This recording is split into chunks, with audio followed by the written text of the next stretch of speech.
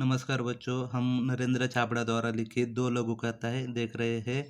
दूसरी लघु कथा है सही उत्तर, जिसमें लेखक ने बताया है कि रिश्वतखोरी और भ्रष्टाचार के शिकार एक युवक के बारे में बताया है। उसके सामने भ्रष्ट सामाजिक व्यवस्था को कोसने के अलावा कोई चारा नहीं रहता, पर वह सत्य का पालन करता है और एक दिन वह अपने लक्ष्य तक पहुंचता है। यही इस कहानी में बताया है। कहानी इस प्रकार है, देखो पहला परिच्छेद। अब तक वह कितने ही स्थानों पर नौकरी के लिए आवेदन कर चुका था, साक्षात्कार दे चुका था। उसके प्रमाण पत्रों की फाइल भी उसे सफलता दिलाने में नाकामयाब रही थी। हर जगह भ्रष्टाचार, रिश्वत का बोलबाला होने के कारण योग्यता के बावजूद उसका चयन नहीं हो पाता था। हर ओर से अब वह निराश हो चुका था। भ्रष्ट सामाजिक व्यवस्था को कोसने के अलावा उसके वश में और कुछ तो था नहीं। तो वह जो युवक है वह नौकरी के लिए आवेदन एप्लीकेशन करता था, साक्षात्कार इंटरव्यू देता था और उसके पास कई सारे प्रमाण पत्र थे, फिर भी उसे नौकरी नहीं मिल पा रही थी। वह नाकामयाब हो रहा था और उसका कारण था कि सभी ओर भ्रष्टाचार था, रिश्वत का बोलबाला था। बोलबाला होना या सभी और रिश्वत का ही प्रभाव होता था, जिसके कारण उसे नौकरी नहीं मिल रही थी। उसमें योग्यता थी, फिर भी उसका चयन या चुनाव नहीं नौकरी के लिए नहीं होता था। इसलिए यो इन सभी कारणों से कि वह निराश हो चुका था और निराशा में वह सामाजिक व्यवस्था को हमेशा कोसता था, भला बुरा कहता था और इसके अलावा उसके वश में कुछ नहीं था। वश में या उसके समझो कि वह कुछ कर नहीं, उसके काबू में और कुछ नहीं था। वो सिर्फ अ, सामाजिक व्यवस्था को कोसता था।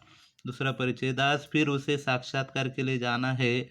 अब तक देश प्रेम, नैतिकता, शिष्टाचार, ईमानदारी पर अपने तर्कपूर्ण विचार बड़े विश्वास से रखता आया था, लेकिन इसके बावजूद उसके हिस्से में सिर्फ असफलता ही आई थी। साक्षात्कार के लिए उपस्थित प्रतिनिधिमंडल में से एक अधिकारी ने पूछा, भ्रष्टाचार के बारे में आपकी क्या राय है?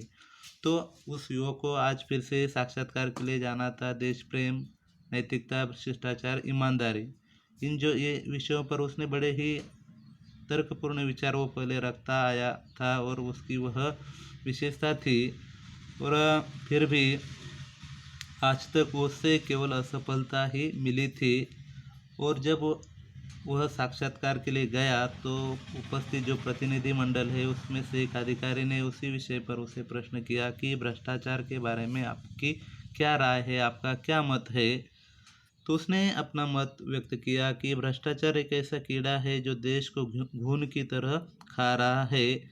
इसने सारी सामाजिक व्यवस्था को चिंताजनक स्थिति में पहुंचा दिया है। सच कहा जाए तो यह देश के लिए कलंक है। तो अपने साफ साफ विचार उसने उन प्रतिनिधिमंडल के सामने रख दिए कि यह भ्रष्टाचार, भ्रष्ट आचरण करना, व्यवहार करना, यह देश के लिए एक कीड़ा या घून के समान कीड़ा है। घून यानी कि जो अनाज को खाता है, खराब करता है, उसी तरह यह भ्रष्टाचार अपने देश को खराब कर रहा है और यह सारी सामाजिक व्यवस्था को बुरी स्थिति में डालता है, पहुंचा देता है। और अंत में उसने कहा था कि यह हमारे देश के लिए एक कलंक है, कलंक या काला धब्बा है। तो इस तरह से उसने भ्रष्टाचार पर अपना मत व्यक्त किया।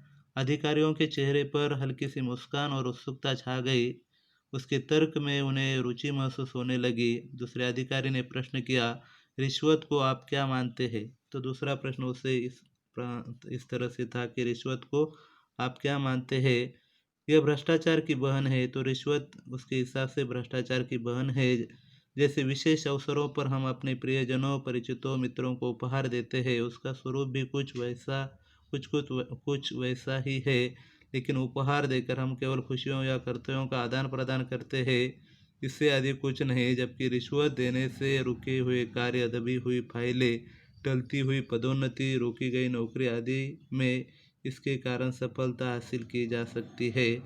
तो उसने कहा कि रिश्वत यह हमारे जैसे कि भ्रष्टाचार के बहन के समान है। भले ही हम देखो कि प्रियजनों, परिचितों, मित्रों को उपहार देते हैं और उसमें केवल हमारा स्वार्थ नहीं होता, केवल कुछ खुशियाँ या कर्तव्यों का आदान प्रदान होता है, लेकिन इस रिश्वत देने के कारण देखो कभी कभी हमारे कार्य तो पूरे होते हैं, जैसे कि दबी हुई फाइलें आगे तक पहुंचती है, किसी को टलती हुई पदोन्नति मिलती है, या पदोन्नति यानी कि किसी को अच्छा पद प्राप्त होता है, प्रमोशन मिलता है, और किसी को की रुकी गई नौकरी उसे मिलती है। तो ये जो रुके हुए कार्य है वह हो जाते हैं, लोगों को इसके कारण सफलता मिल सकती है। तब भी यह समाज के माथे पर कलंक है, और रिश्वत लेना, पैसे लेना, ये सब ये काम होने के बावजूद भी समाज के माथे पर यह भी एक कलंक है, धब्बा है। इसका समर्थन कतई नहीं किया जा सकता, कतई यानी कि बिल्कुल नहीं किया जा सकता, ऐसी मेरी धारणा है, मेरा विश्वास है।